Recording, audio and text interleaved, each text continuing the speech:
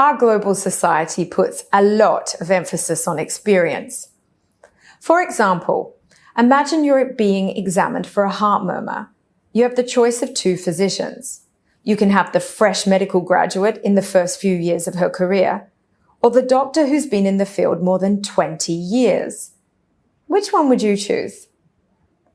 I'm going to take a wild guess that pretty much everybody answering this question chose the physician with over 20 years of experience. We take it for granted that people with more experience are necessarily better at their jobs. However, if you were actually suffering from a heart murmur, you would have just made the wrong choice. You stand a better chance of being correctly diagnosed for a heart murmur if you choose the fresh medical graduate. You see, although you've likely heard that practice makes perfect, doing something over and over again doesn't necessarily make you any better at it after a certain point. You only get better at something if you're intentionally working at getting better at it. And that just isn't the way that most humans operate. Let's look into the science to understand this better.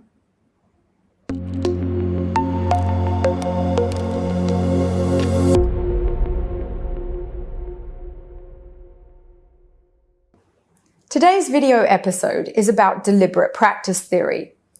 This is a theory developed by Dr. Anders Ericsson, a psychology professor at Florida State University.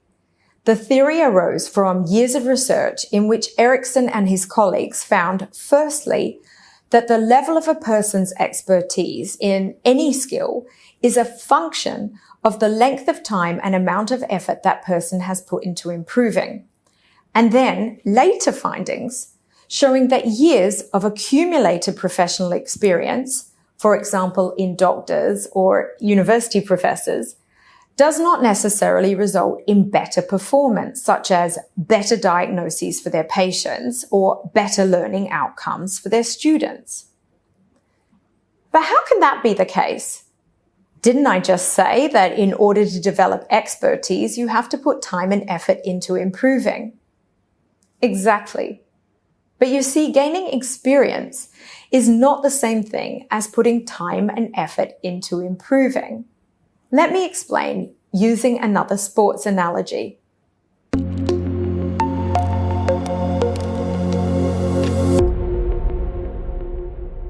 Now, I'm going to assume that everybody watching this has heard of the game of tennis. When you first start playing tennis, there are many different skills, hand, foot positions that you have to master. At first, the more you practice, the better you get because everything is new. But after a while, you will reach an acceptable level of competence, and soon your focus changes to winning matches. In order to have the best chance of winning, you're going to rely on the skills in which you are the strongest, such as your serve or forehand, and you'll tend to avoid areas where you are weak. For example, perhaps your backhand. Now, if you took 2 days to work with an expert coach on improving your backhand, that weak backhand will improve more in 2 days than it would in years of just playing tennis. Because when you're playing tennis, you're not actually trying to improve your backhand. You're just trying to win.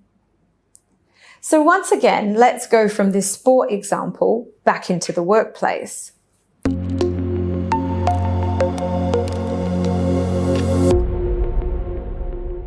When you start in a new job, a new role, or a new industry, you'll typically experience a steep learning curve at first. However, pretty much every learning curve chart that you come across levels out after a certain point. Why? Well, it's the same as when you play tennis. At a certain point, you become satisfied that you basically know how to do your job, and now your focus switches to, well, doing your job. When change or challenge happens in the workplace, it can feel as if we're learning new skills, but it's statistically more likely that we're simply learning how to apply the same skills we're already good at to new situations. We rely on our strengths because they're the most dependable way to deliver results. And at work, we're usually under pressure to deliver results.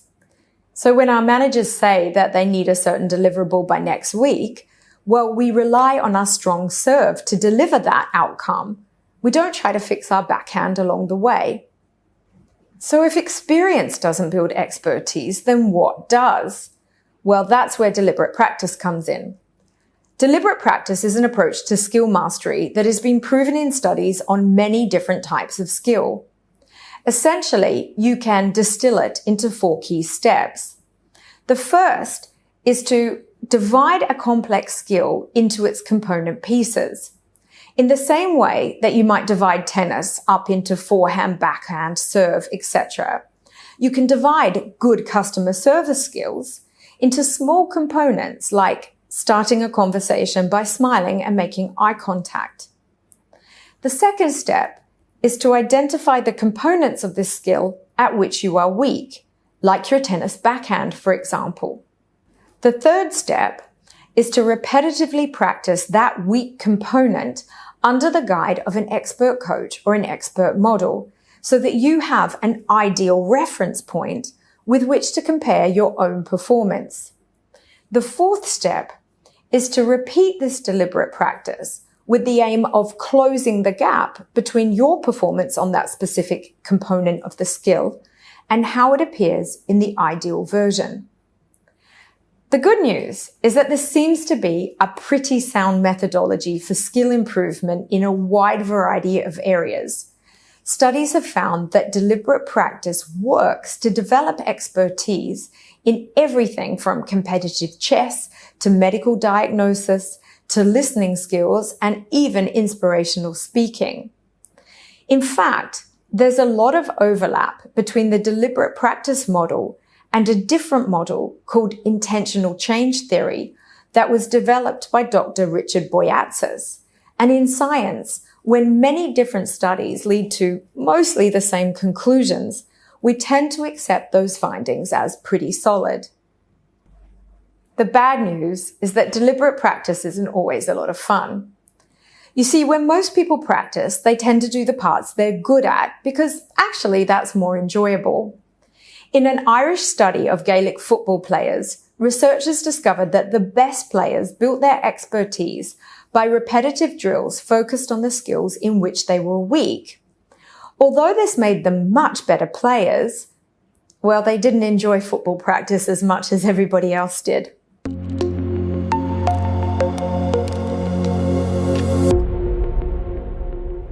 Finally, it's time for the action steps. I have 2 action steps for you to put your learning from this episode into practice. The first is create low-risk opportunities for deliberate practice. You see, if you want to improve on a component skill, you can't afford to do that when the risks are high. For example, if you are working on a component of your presentation skills, I don't recommend trying to improve by going live in front of the company's most important client. A better approach is to find an opportunity when the risk is low. For example, presenting to a practice audience rather than an actual client so that you minimize the risk of the mistakes that you're likely to make. The second action step is to learn how to apply an incremental mindset. An incremental mindset is like a psychological key to successful skill development. If you can start with a strong foundation of an incremental mindset, that is a great platform from which to use deliberate practice to improve your skills. So if you haven't already watched that video episode, step 2 is find the video episode on this channel that covers an incremental mindset and learn how to apply that incremental mindset in your daily life. So that's all for this week. Good luck with your action steps. I hope you enjoyed this episode, and I'll see you again in my next video.